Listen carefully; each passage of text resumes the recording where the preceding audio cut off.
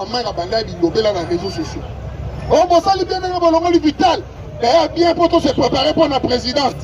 On salue bien le salut. Ta mère a baigné dans le téléphone. Yo. Comme les gars, ils sont tous.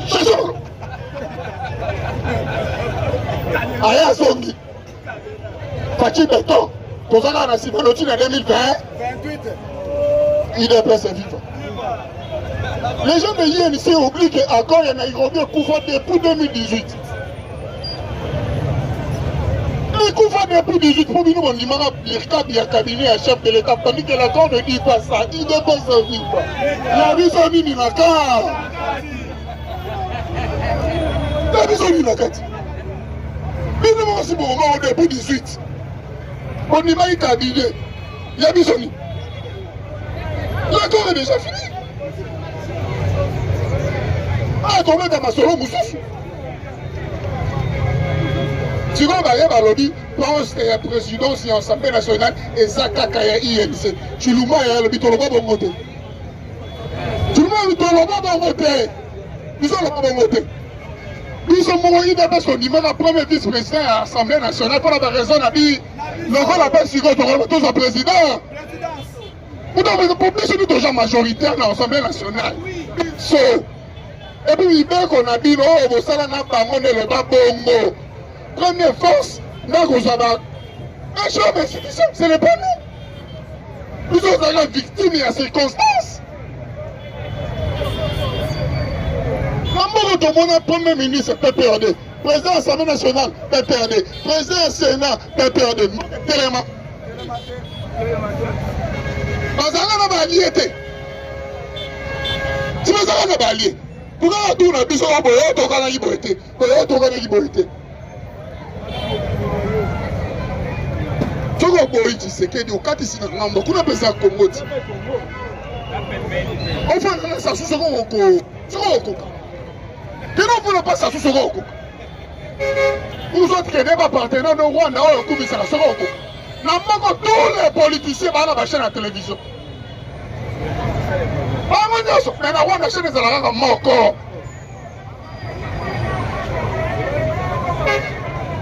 Lelo tu serais du président chaîne de télévision di ya politicien bakanga. Loba ko moli loba. Filma na yo. Pas plus tard en 2016 ans. Soko fini Kabila ozonga na ndako otala mwasi na yo. Omona bana na yo.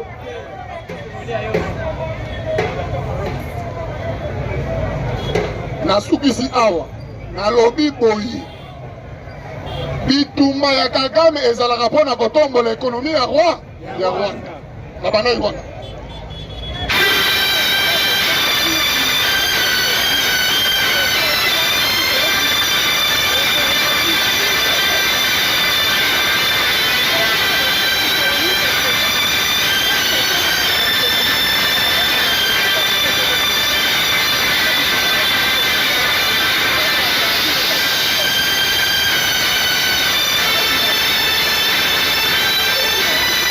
Tshisekedi de loko moko. To dialoguer. Tshisekedi attendre le boko pas sur le comme sous faiblesité. Là vous Tshisekedi a bien reçu on a Kagame il faut la défendre pour bel dialogue. Bolingini. Et puis je vous ai dit ici que nous sommes devant notre histoire maintenant. Dans 2 mois nous allons frapper fort. Et nous ne pouvons pas jamais commencer à frapper sans pourtant côté qu'à image moi à malam musicole. Je suis en politique, en église, je suis en politique. Il faut que ça passe plein souvent dans la caméra, ni sur le monde de Bazalaki. Na bamboko ngalo to yebiti ba caméra na boko saini ezalaki. Et Monique est de sa pesi le boko. Et puis Monique yo boyi le boko na bi pendant que yo no yiba kabiso. Nous devons être sérieux dans minute on va investir on est à Rwanda azate. Et puis na yebiso que Kinshasa et bon qui ko signé signature na critique économique on va la sika. Et puis avant la signer il faut bien on va perdre l'Afrique centrale pour assurer qu'il n'y ait pas d'ambition.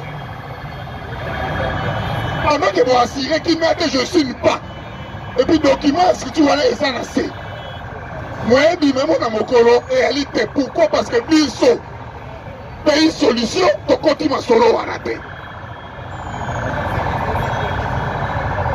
Les chefs vont rentrer cette semaine après Awa, Katanga, après Katanga, Kolosi, après Kolosi, Washington. Toi, on a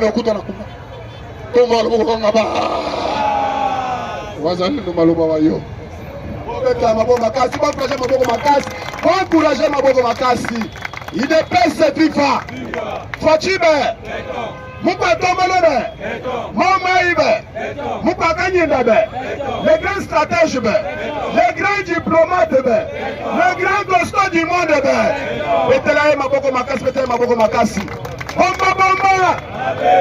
Mukwa Nilibi Janso de Selemawe 2028 Fachibe Akosa remise le plus na Chilo Chilo Mokosa remise na toi Oboyolo Soki omonike awa iso simba te katisa pebra Eza peko Kamere Moyi Nasoyoka bien te Kamere Moyi Kabila Kaya Franck Jolibo Olivier Mendou Franck Jolibo Ambango Moyi Jean Leptre Fayou Louzé Fayou Louzé Ah, Nayoki Biente Fayou Louzé Nous mettons un bon macasse, nous mettons un bon macasse. Je que Tshisekedi abuki bangonya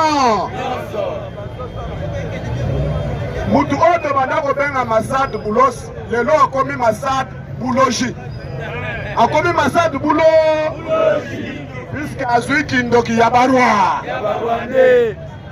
akomi Masad Bouloji depuis akendeki po akutana chef de l'état aibise ki yo akomi Masad Bouloji okomindo kimune moyen de kutana eza Trump a changé match Sénat américain va siéger balobi te soki to risqué koko perdre de ce pays yo okei koluka mutu oyo aza na tendance ya Amérique te okei koluka mutu moko aza na nationalité douteuse soi-disant Masad Bouloji Esengeli Luka mutu oyo aza 100% américain oyo qui combattre maintenant notre intérêt. Yawando Moni Trump a délégué, a désigné Wesley Clark qui est un général. Il y a États-Unis d'Amérique qui avait dirigé l'armée OTAN en Europe pendant 3 ans de 1997 à 2000. C'est un Américain de père et de mère.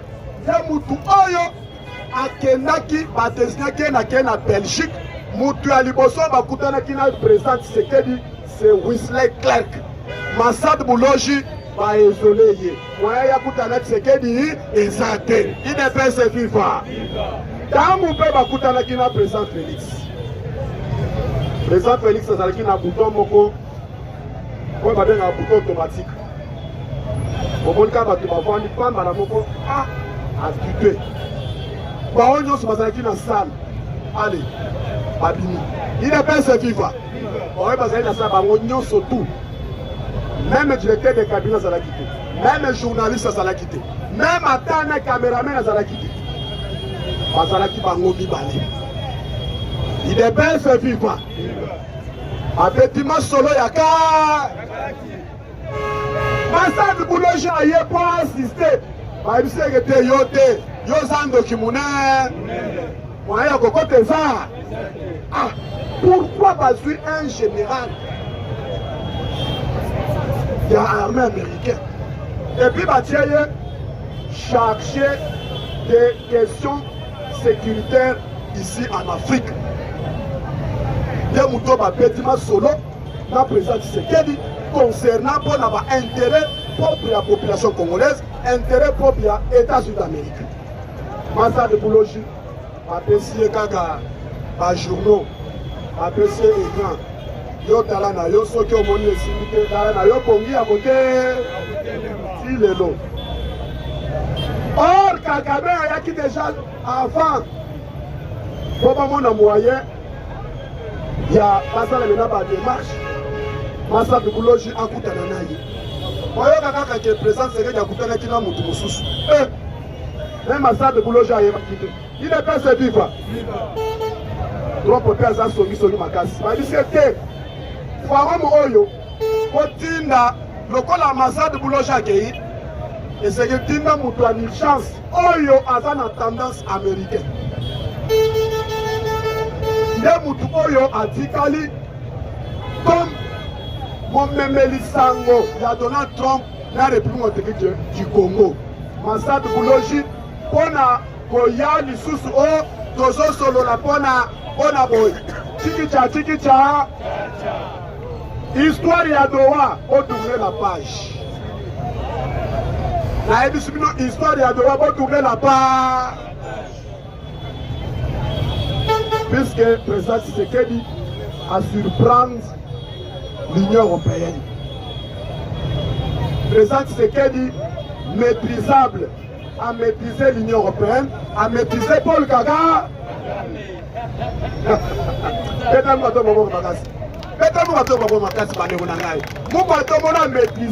Même les politiciens, les opposants,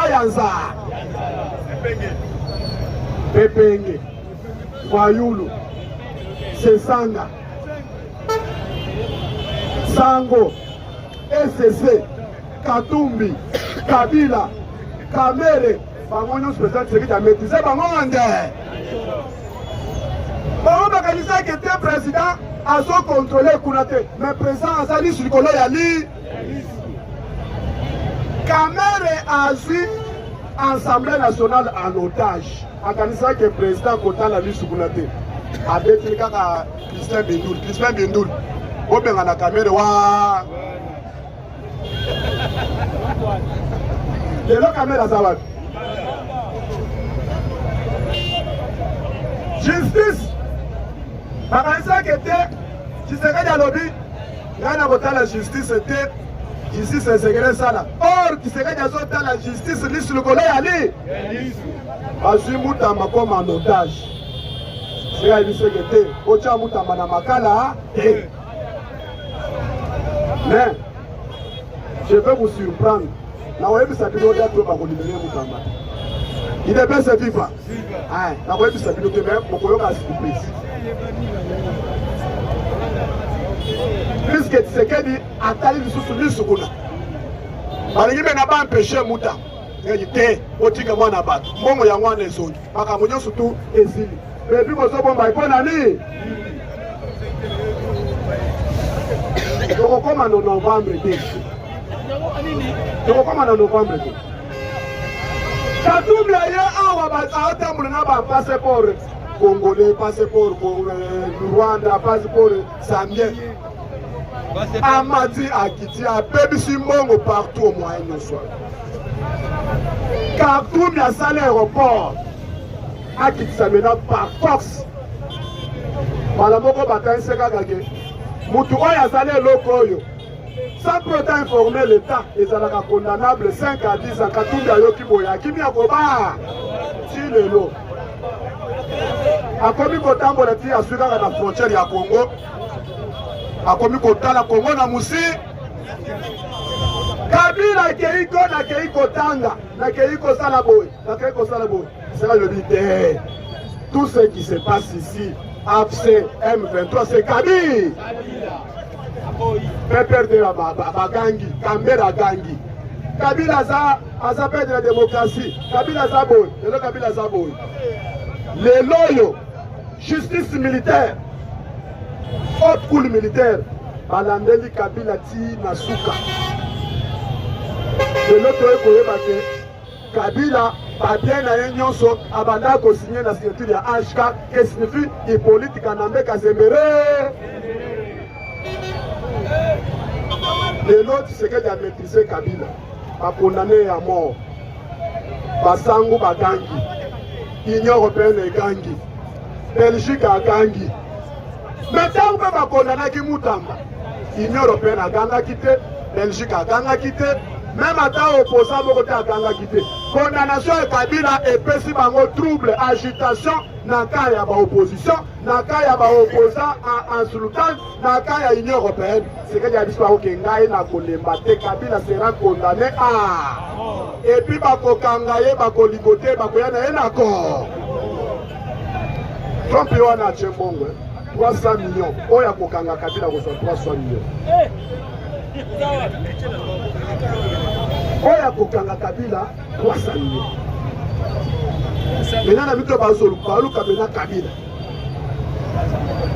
bakuya na Kagame mikumisi seigneur de guerre ngai naza pesa au premier rang na Union européenne mutu moko te oyokelaka ete lokola Kagame Tshisekedi amati alobi Kagame yozela lelo Tshisekedi ateki Kagame bamindele balobi Tshisekedi a vendu Kagame il ne peut se vivre il ne peut se vivre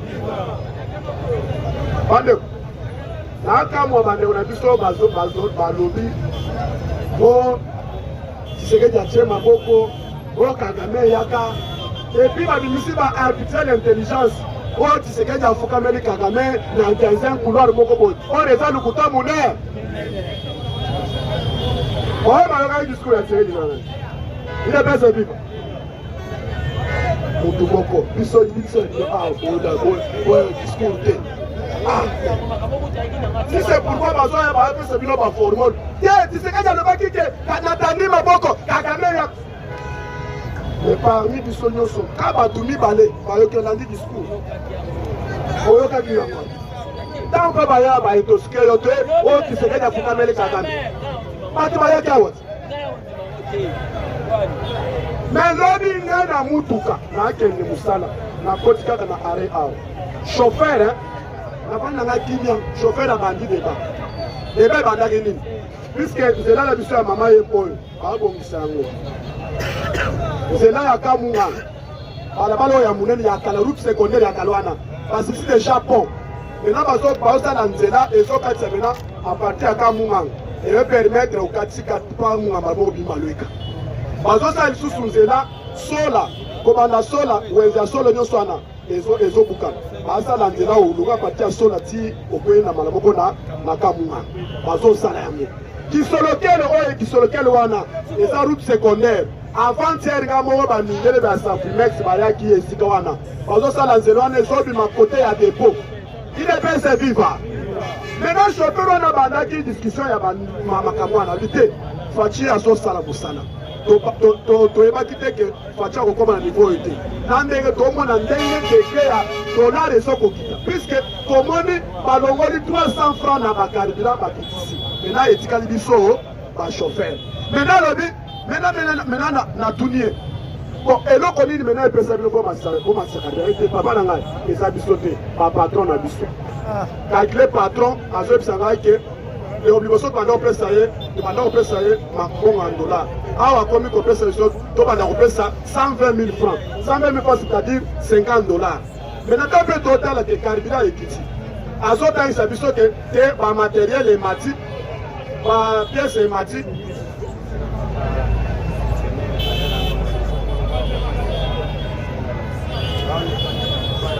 il ne peut se vivre il ne peut se vivre toza na sectionnaire aza na maloba mpe ya koloba yango wana ntango topesa ye mikro tobetela ye maboko makasi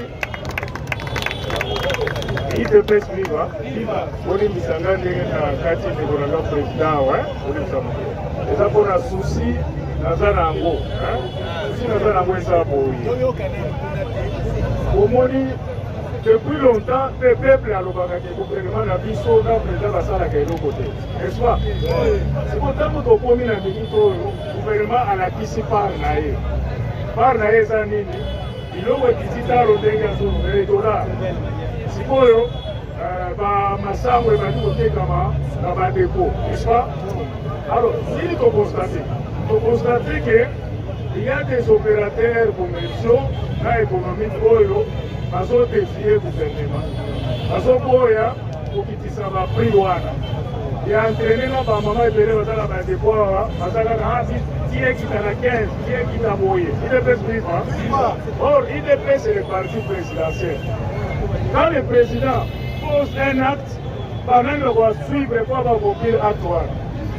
Et ça bisoté. Mais ça n'est pas tolali. Le monde est total mi boy. Nous avons la capacité de commander un ministre provincial de transport. Et ça va être. Nous avons la capacité de commander un Mukoko Samba. Parce que biso nous avons parti présidentiel. Porte nous sommes frappés par le Fongorango. To sengi pouvoir wana pour contrôler qui fait faire un biloko pour na terrain. Bon côté. Parce que tout toujours qui ça dit tongo midi soir to tenga boy Moïse n'est pas ça par rapport au terrain. Terrain on a militaire wa to za bande ko zotia défi na makambo ko conservateur parti à ça. Alors biso des photos en guerre contre Batouana. Batouana n'oubliez pas qu'il y a des infiltrés. Ba mususu bazokotisa mutu makasi na Batouana. Tellement boyebi que Kanambe asalaki tout azwa ba activité nyonso ya ba économique ba supermarché ba les biloko ya bangula wana boyebi. Alors tiko poto to débarrasser biloko wana c'est quand mwana nyonso IDPS kwa kota en action.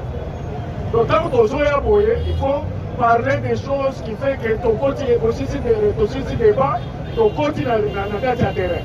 Nous devons que semaine zoya boye toka que tel tel groupe de combattants de tel X bazaki na commune Songolo bazaki na bola kitisi boy tabo okoma na matoa okonzi akosepela makasi eza boyete parce que bitumba etikali eza ya biso imaginez ba pays nyonso tokoza attentif isifika kaka lipa emata okomona mboka mobimba etamboli eza boyete ndenge biso essence ekiti mais moteur azotia 5000 francs bozomata est-ce que boza bato mais c'est les partis au pouvoir qui doit être énervé kozela bamama wana te eza biso donc après ça toke kokouche bakonzi wana mokonzi akoboya tozala kapasité ya kokende pa faci balongoli ye bongo te donc soki tosengi audience on va nous accorder. Moi j'aime que Mukena ngai kupartager na bino sa wana akolimbisa ngai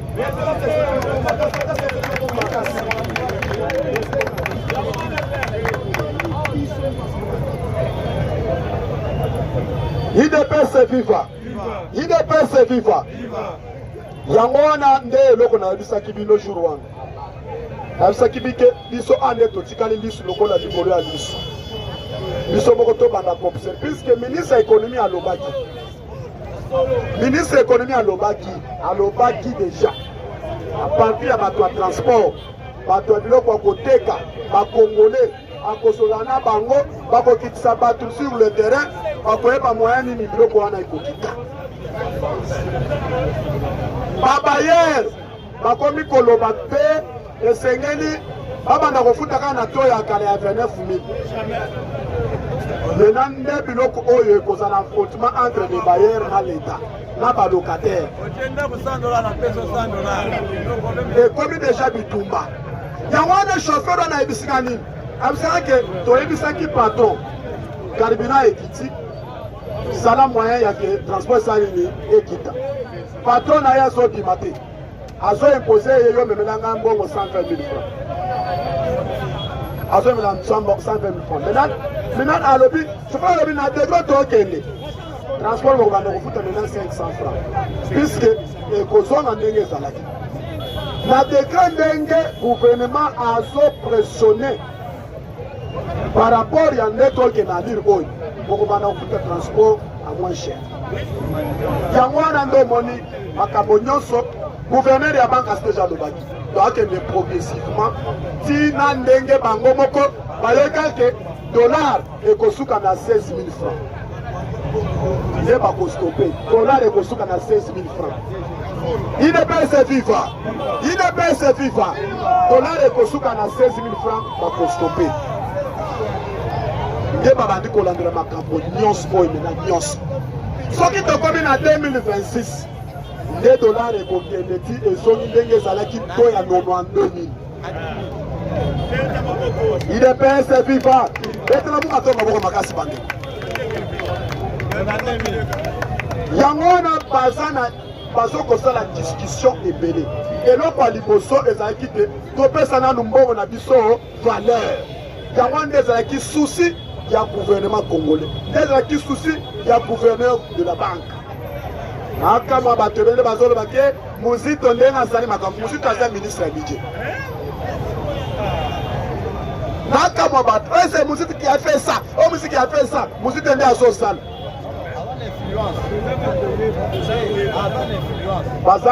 nayebisaki garso wana kozala bainfluence ebele Muzito aza ministre ya budget ndenge nini akoki kotouche makambo ato ya dollar c'est gouverneur de la banque et ministère de l'économie y compris ministère des finances il ne peut se vivre yango wana ndo omoni garso wana akei tokomi na magasin garso wana alobi boye o Félix ayebisi Kagame ke boma moto o natande bande chauffeur alingaki atika vola alingaki abeta client wana zambe tozaki chauffeur alingaki atika mano vola po abeta client wana yo osaka na presa yo moni ke depuis 2019 on mena présent contre le pouvoir jusqu'à lelo oyebi ke Rwanda bazalaka pena na crise ya makasi est-ce que na tango ya Kabila oloba Kabila olobela Kagame yo salnebo mais mutu oyo adwate Kagame c'est président c'est que mutu oyo akumisi Kagame na pe na vandi kimia basala ba discussion wana mais oyeba bien que Congolais ayokaka ni fiske kamwa terme moko boye muke bala moko epanza or présent Tshisekedi baoye bayokaki discours te bakotyala bino eza awa ya 4 minutes bokoyoka na bino epuis boyebisa ngai ke maboko nini oyo mena présent atandi mpo na Kagame il ne peut se vivre toyoka nanu discours ya mokonzi yango wana moko na moko ayeba des tensions pour vous proposer de travailler ensemble, de rapprocher nos peuples, nos communautés pour le développement et le bien-être de celle-ci. À aucun moment, je n'ai affiché une attitude belliqueuse, quelle qu'elle soit, à l'égard du Rwanda ou de l'Ouganda ou d'un autre de nos 9 voisins. Aujourd'hui, nous vivons cette situation et nous sommes les deux seuls capables d'arrêter cette escalade. Je le dis en prenant à témoin le président João Lourenço, notre président actuellement de l'Union africaine, dont je rends d'ailleurs l'hommage, un hommage particulier pour son implication dans cette crise et qui, comme vous le savez, était à quelques encablures de la régler définitivement.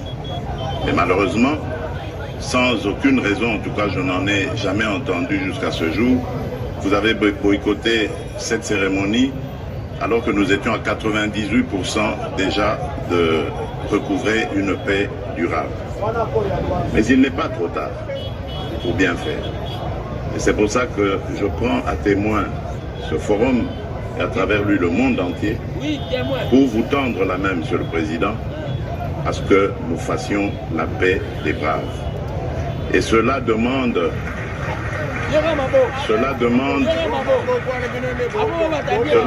que vous donniez l'ordre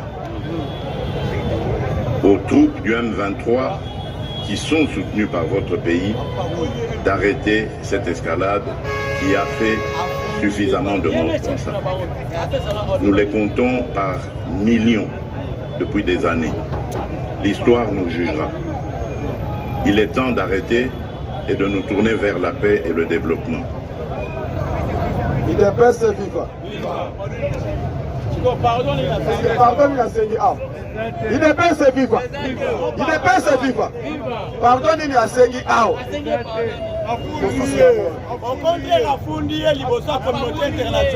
Je prends à témoin ce forum et à travers lui le monde entier pour vous tendre la main, Monsieur le Président, à ce que nous fassions la paix des braves. Permettez-moi de m'arrêter sur cette question parce que mon discours avait prévu un plaidoyer et un appel à des sanctions contre ce pays. Vous avez deviné de qui il s'agit.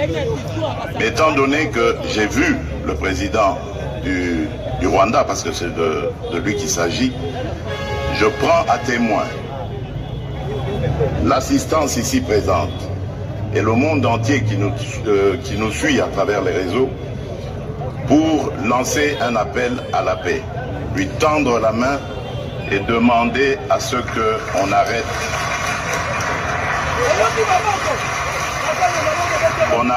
cette escalade. Aujourd'hui, nous vivons cette situation et nous sommes les deux seuls capables d'arrêter cette escalade. Je le dis en prenant à témoin le président Joao Lourenço, notre président actuellement de l'Union africaine, dont je rends d'ailleurs l'hommage, un hommage particulier pour son implication dans cette crise et qui, comme vous le savez, était à quelques encablures de la régler définitivement. Mais malheureusement, sans aucune raison, en tout cas je n'en ai jamais entendu jusqu'à ce jour, vous avez boycotté cette cérémonie alors que nous étions à 98% déjà de recouvrer une paix durable. Mais il n'est pas trop tard pour bien faire.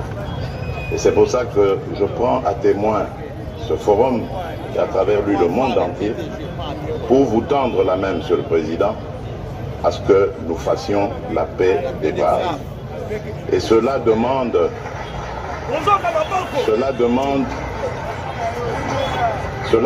que vous donniez l'ordre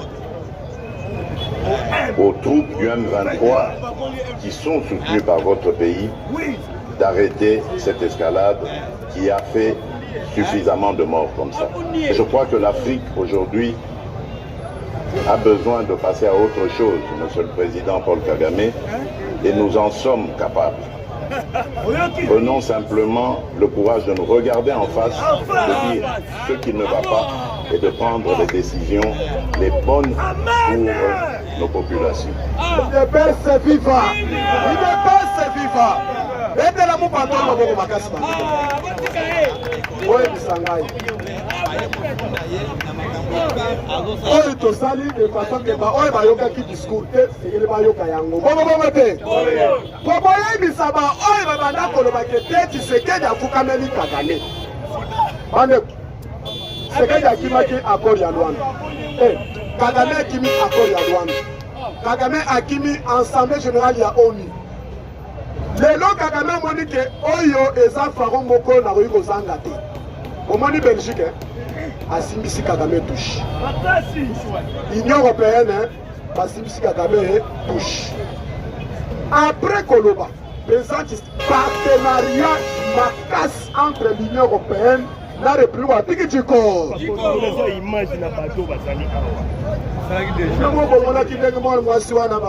Président de l'Union européenne. La présence c'est qu'elle dit sur le tableau Moko, Union européenne, RDC, partenariat. Présence c'est qu'elle a signé devant le monde entier. Moi, je suis signé devant le monde entier. C'est-à-dire, alliance entre l'Union européenne et la République de Atiki Djiko.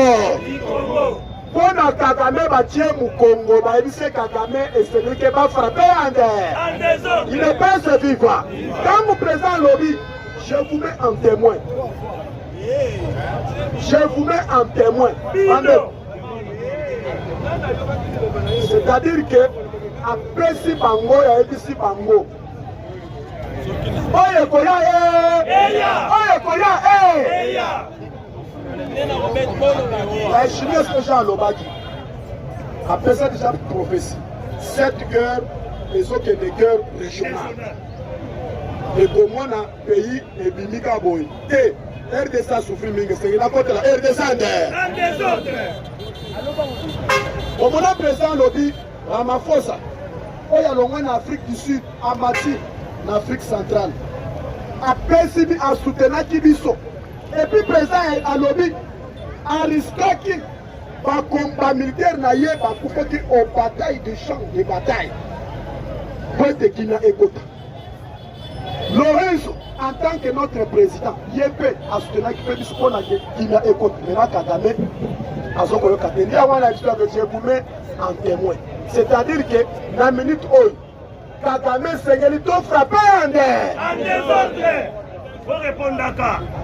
Yango wana ndeke okende koyebisa baoyo babanda koyebisa bino oyo Tshisekedi afukameli Kagame oyo Tshisekedi atie maboko mpa Kagame eza lokuta munene ntango mpe bino boyoki awa eske Tshisekedi alobi ke natie maboko mpa na yo Tshisekedi alobi natandaki maboko na 2020 oyo abengisaki Kagame alobi moto ya liboso oyo akutanaki c'est Kagame tosolaki de façon que bapays etika maintenant en bon voisinage lokola yo oza na basociété ya natureli ya minere esengeli ke ngai naza na minere toyeba moyeni ya kosala baéchange atamboli na Uganda atamboli na Kenya akei na Sud Soudan akei na Cameroun akei na Brazza Angola Centrafrique tous les pays neuf régions président a expliqué à atamboli maintenant cela dit que Kagame azalaki na objectif ya Kenya ekota na mboka te puisque président alobi mon souci eza ke Kenya ekota na mboka puisque l'Afrique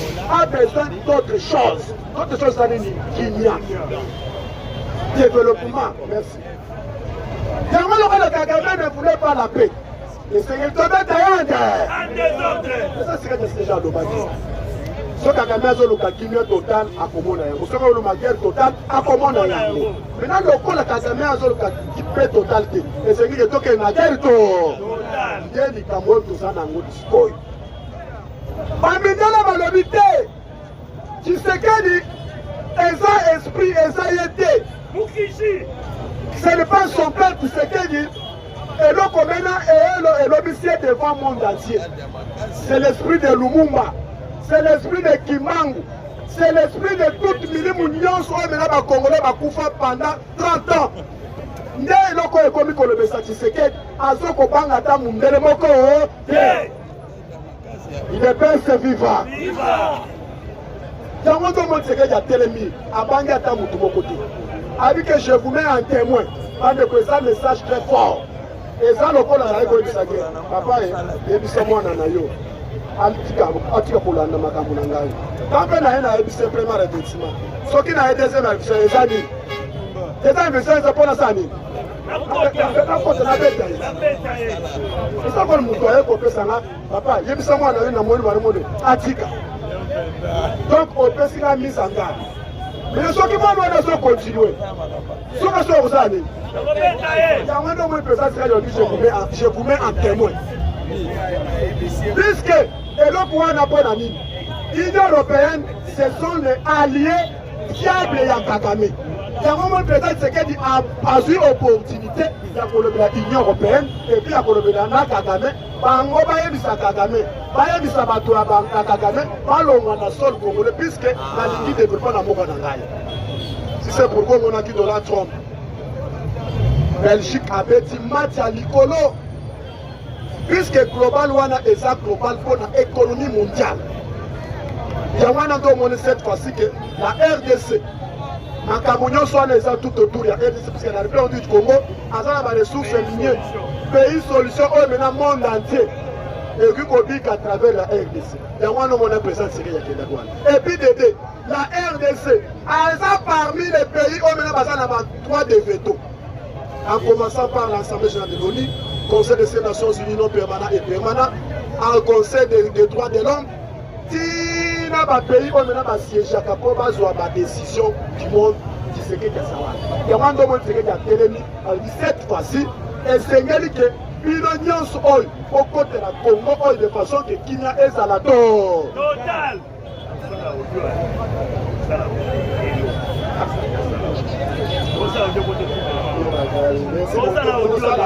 Il est pas ce vivant.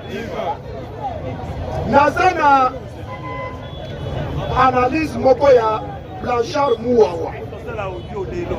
Blanchard Mouawa, c'est un patriote congolais. Il est pas ce vivant. Kagame azolanda biso en direct. Alandaka biso en direct. Lobi na yebisi sesanga nayebisi sesanga ke soki oyokaka na discours ya mokwantombolo te tindaka ta bato na yo bayakaka na parlement debout soit landaka biso ata na bayoutube po te obanda kozwa matière bongo te yango wana nayebisaki eke soki aza en direct alandaka biso po topesa ye matière puisque mutu oyo ya liboso aintoxiqué population congolaise c'est sang. Après koyoka discours moko pamba la moko oh Tshisekedi incapable atandi baboko pa Kagame alibisi Kagame bala moko ba média rwandaise babandi ko bisa papa ba congolais mal intention babandi ko fika président papa biso to bandi ti esili bala moko bali mena ko réclamer moko na moko yango wana c'est sanga Katumbi Fayulu 5 ans SCC bango nyonso wana président Tshisekedi a déjà maîtrisé bango ka méprisable bango batambolaki na discours ya dialogue président Tshisekedi ti lelo dialogue jamais kutikana jamais kosalema te yango ndo omoni ndeko na biso oyo Blanchard Muau asali analyse avec Baba Mindele sur ma chaîne internationale pour réveiller maintenant les Congolais pour critiquer le discours de Mokonzi Mboka. Yango na profiter de l'opportunité pour expliquer bino pour bisaba oyo bazo critiquer le discours du président Félix. Il est bien c'est vivant. On continue à vous liker bande nanga. Moi alobi nini? Alobi la guerre. La guerre des nerfs, la guerre des nations. Beaucoup de Congolais ont cru que le président Félix s'est humilié devant Paul Kagame au Forum global à Bruxelles. Mais en réalité, ce qui s'est passé là-bas n'était pas un signe de faiblesse. C'est un mouvement stratégique d'une importance historique qui ne peut se vivre. Alors, la fin n'est pas une simple conférence. C'était une bataille symbolique entre deux hommes. Président Tshisekedi, porteur du poids d'un peuple blessé depuis 30 ans. Il ne peut se vivre.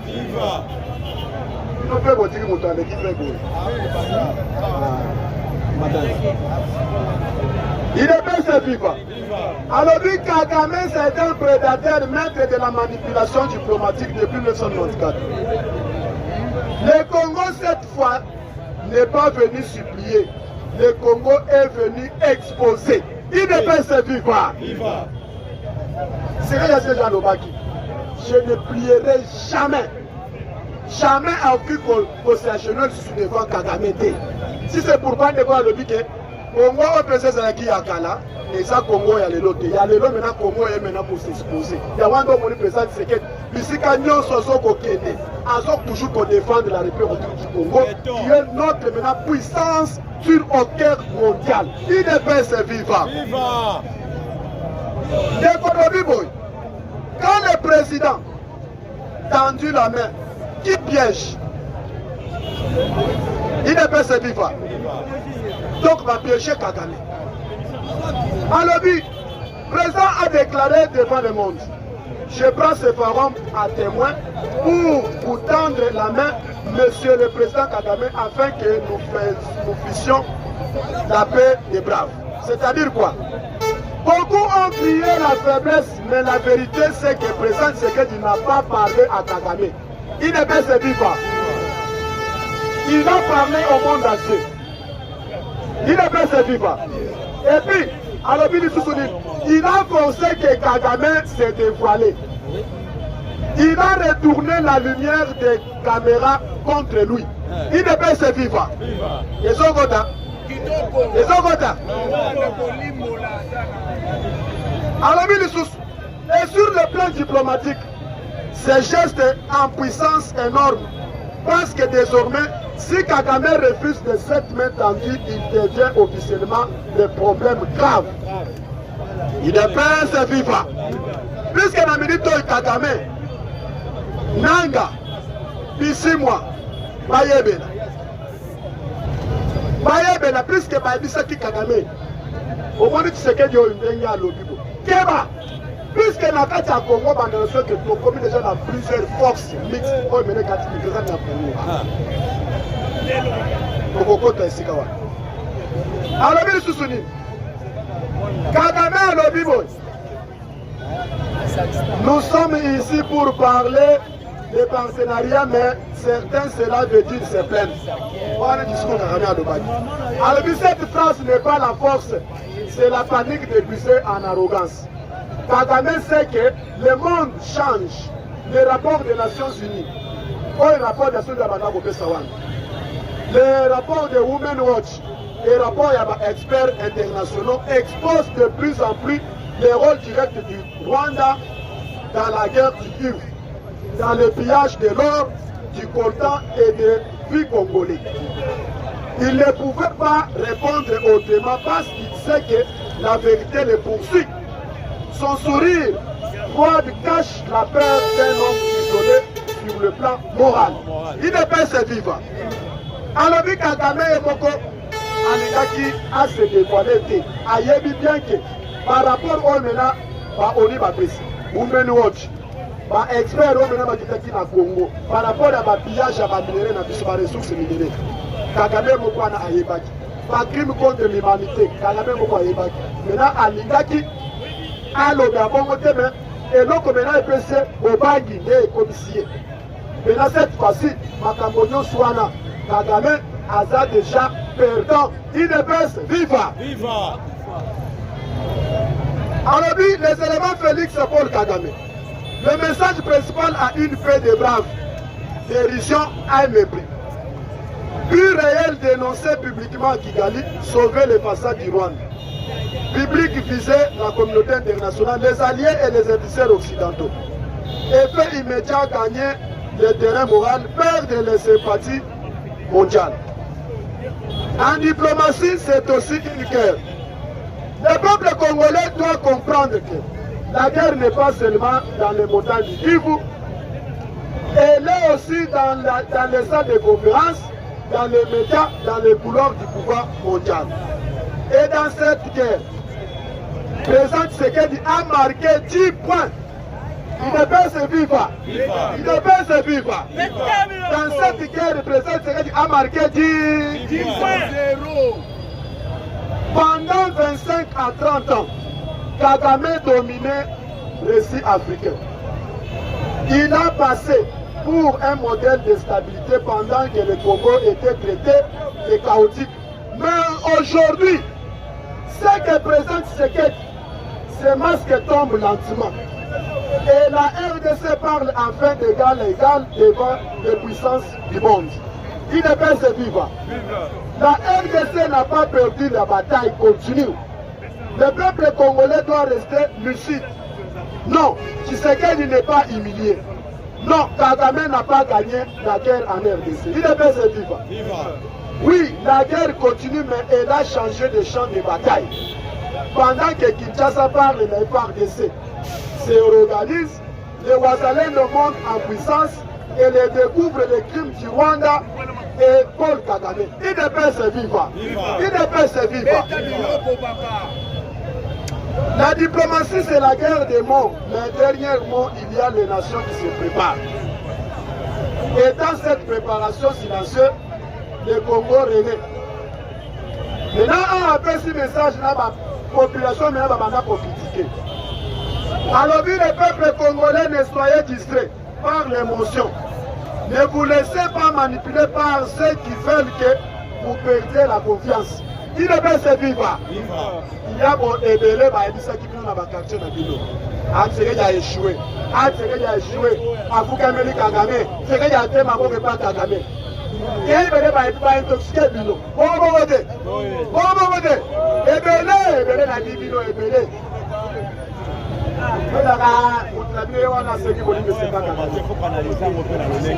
Oh, il est beaucoup. Kagame, sois courage à koyer sa bambantin na yo oyo soutenir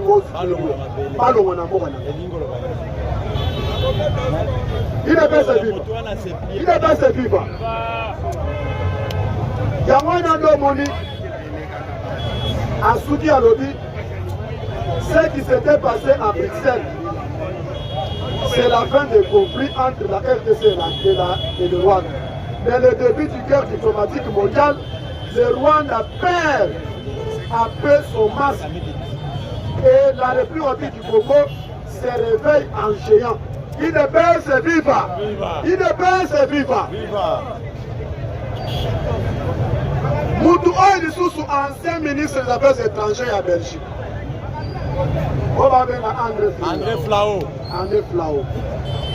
Alors, il y a un cas, moi, ma casse de les Congolais, va se crier. Oh, tu sais qu'elle dit, non, attendez, tiens, ma pauvre pas Kagame. Ah, c'est Kabiso. Ah, c'est Kabiso, ma casse. Mais, on va comprendre ce qu'elle dit dans ma cible. Quand on fait la réaction, on va faire ça, les mains. On va comprendre. Bandima qui peut être que, par ton tableau, quand tu commences à niveau, il y a 20 000 francs. Maintenant, le loi est belé, parce que quand on a 28 000, 29 500. Autre, c'est qu'il a échoué. C'est qu'il a échoué. C'est qu'il a échoué. Mais l'eau est équitée. Autre, c'est qu'il a préparé plan Moussous. Ah, donc préparer le plan pour changer de constitution. Kaka Bangoana. Oh, pourquoi dollar équitée brutalement boy? Kaka Bangoana. Bamoussous Mazon s'est pélaté n'engel dollar équitée. Bamoussous Mazon s'est pélaté. Il ne peut se vivre. Bamoussous Mazon s'est pélaté. On va se pélater, on va quitter, on va 100 francs. Donc, peut-être mais le moins 100 francs, c'est le moins 90 000. 100 $, on va le moins 90 000. Il y a un an de ce qu'est dit États Sud-Amérique, pays Union européenne, va comprendre que Kagame va se faire en otage. Le lot Kagame va s'ensiller, Kagame va s'ensiller. Oyo Kandenge ministre na ye, Nouririre. Nouririre. Alléluia. Alléluia. En même temps, c'est là sur le arbre et en même temps, qu'on a pas frapper du son moyen pour s'accanaper. Aïe, bisabatu na ye, batika kokoma bantu na bisote. Et bon, on a Congo pour quelque chose. C'est pourquoi la chimie est déjà lobby. Cette guerre, les autres touchés guerre régionale. Cette fois-ci, et l'Omwe y a de la chimie, les autres communes en Tanzanie, qui a déterminé, qui a déclaré, qui a décidé d'être soutenu par militaire naïe, surtout autour de la frontière de la RDC. Il ne peut se vivre. À part ça, Centrafrique, il y a un appel à la Bingaïté. Et c'est ce qui doit se terminer tous les Banyarwans. Angola, côté qu'on appelle à moyenté. Afrique du Sud, moyenté. Il ne peut se vivre. Zawando Moni, dernier aux derniers virages. Kagame a déjà perdu. Président Tshisekedi à l'action devant le monde entier. Mathieu nos témoins. Cette fois-ci, nous avons frappé Kagame. Pas de frapper Kagame, Bandeko, pas de frapper Kagame sérieusement. Ministre Naya Lobaki, Anwa Lobi, Bolingo Bombardé Kigali. Mayebi Kalate, pas de bombarder Kigali. Pour du coup, on peut attendre ici, nous tout à Kigali.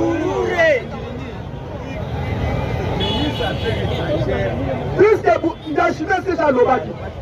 Cette guerre, ça sera la guerre historique. Oui, maintenant, et Kolongola maintenant, Mousseveni, et Kolongola maintenant, Kagame au pouvoir. Ce qui vous a ébattu. Mais le moyen que Jalo qu'on a maîtrisable déjà. Maîtrisable. Il ne peut se vivre. Jalo maîtrisable, car la combe. Et ça, le Kiraïbo. Dégainé. Moyen à côté, moyen à côté, et santé. kala mingi te omonaki premier ministre akitaki na port à non profond ya banane alobi première fois 2026 na mois de mars grand pakebo ekokita kuna na Mwanda. C'est ça maintenant la chute de la Pointe Noire. Je suis à papa. Ekokita wana papa. Merci papa. Il ne peut se vivre. Makambo soko salema kitoko.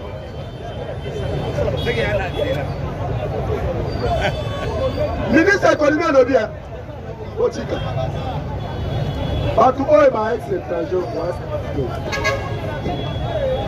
Bakosuka. Gouverneur de la banque a lobby Bakosuka. Batuni gouverneur de la banque. Suka. Bon, taux fixe ya dollar exandre na rebité. Bati en kaka deba soke ne wana ti ya ngomo konta pe ba keti ba stopper. Biso mo te ngo stopper. A déterminer te. Pete madame le ke gouverneur de la banque a lobby $3 itika la moitié. A lobby te ba continuer kaka deba soke na li Rwanda. Bande na biso ya bakambiste oyo quel que soit besoin de gouvernement. Chaque jour au jour, on doit besoin changer. Chaque jour, tableau sont changés. Ce qui est dans la messe à Bawana, parce que la créé belé. Chaque jour, on doit changer. Chaque minute, on doit changer. On met sur le lobby. On regarde le lien à Sokende. On regarde le lien à Sokende. On a dit. Quand on dit qu'on va stopper quoi? C'est comme 19 pounds. Voilà. Les autres qui est par minute. Les autres qui sont par minute. Ce qui est comme un ami, et vous avez déjà 18 000. Il ne peut se vivre. Il ne peut se vivre. Béton.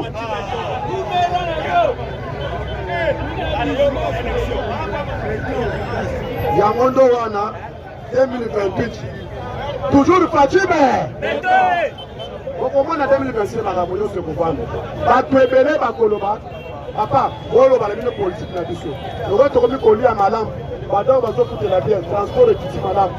Bande on ngai ba kino bako changer langage.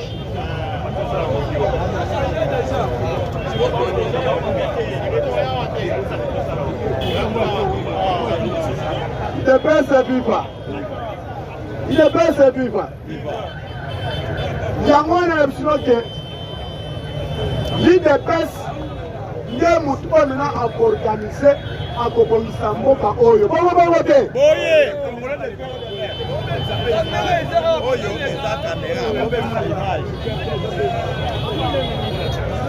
yango wana tosija toloni bitumba tous les pays nyonso ya union européenne baza déjà na nsima ya Congo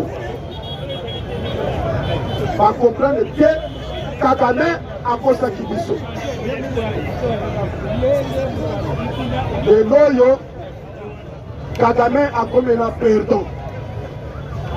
Kagame a manipulé les politiciens. Kagame a manipulé 5 SSC. Kagame a manipulé plusieurs autorités, a manipulé même dans 4 armées. Les loyaux, c'est qu'il a maîtrisé Bango, maîtrisable. Il est pas se vivre. Tout le monde déjà vu. Pour nous, à Est, M23 000 le Walikale ne matin. Baouti pour bombarder le sous pour la 3e fois. Makenga perdre maintenant passion naïe. Azo pour perdre. 4 passions. On maintenant va se rendre sur la Walikale. Comment te dire à Kisangani? Bango nyoso. Mamai. Niveau ya Ituri. Nous voyons Kachana pour nous voyons Kosagana. Ba Uganda ba souffrir de l'homme. Na Lubumbashi Grand Katanga, Edi Kapel. Au camp Moïse Katoum, agitation sur agitation. Et pour Anna Kishas, toujours les arrestations. Toujours les arrestations. yango wana ndo omoni cette fois-ci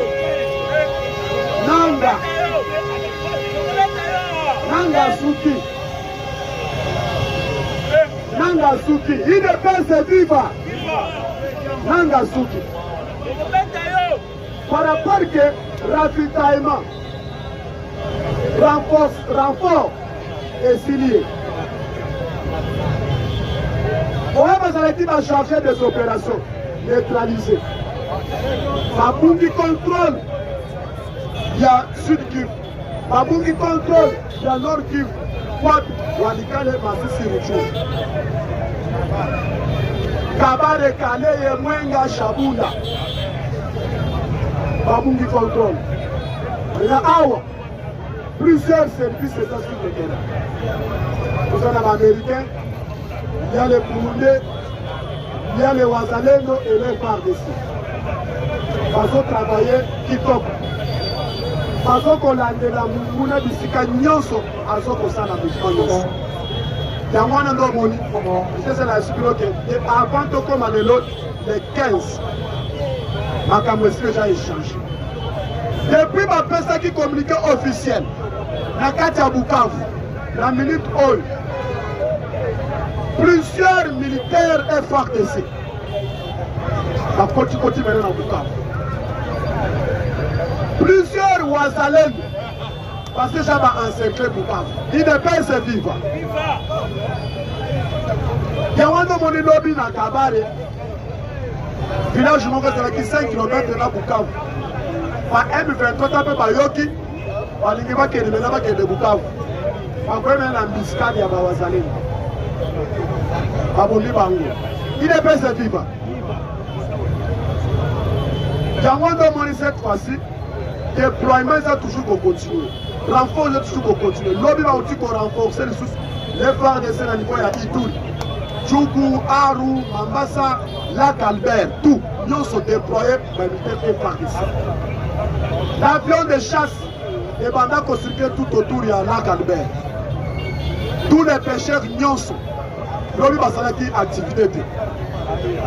C'est-à-dire que par Ougandais, tu dis maintenant de loger par force. Il y a moi dans ces mêmes oyo, les alcoolisations, je mets la récupération, il y a tous nos villages nyonso. Par contre, dans la région, c'est entré dans ces arbres bloqués. Moi, il n'y a pas avancé ça. Il y a mon domoni, l'armée de l'air, armée force terrestre, armée force navale. Pas ça bien équipé. Il y a mon domoni présent, c'est que Ayeba qui vient que comme la période de Moko, on maintenant une grande offensive.